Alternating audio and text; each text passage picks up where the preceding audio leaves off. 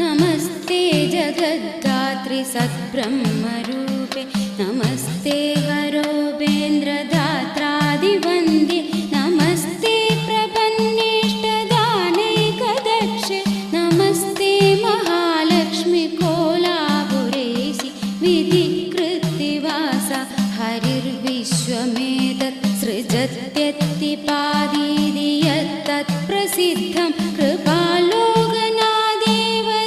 शक्तिरूपे नमस्ते महालक्ष्मी कोलापुरेशि त्वया मायया व्याप्तमेतत् समस्तं धृतं लीलया देवि कुक्षौ हि विश्वं स्थितं बुद्धिर्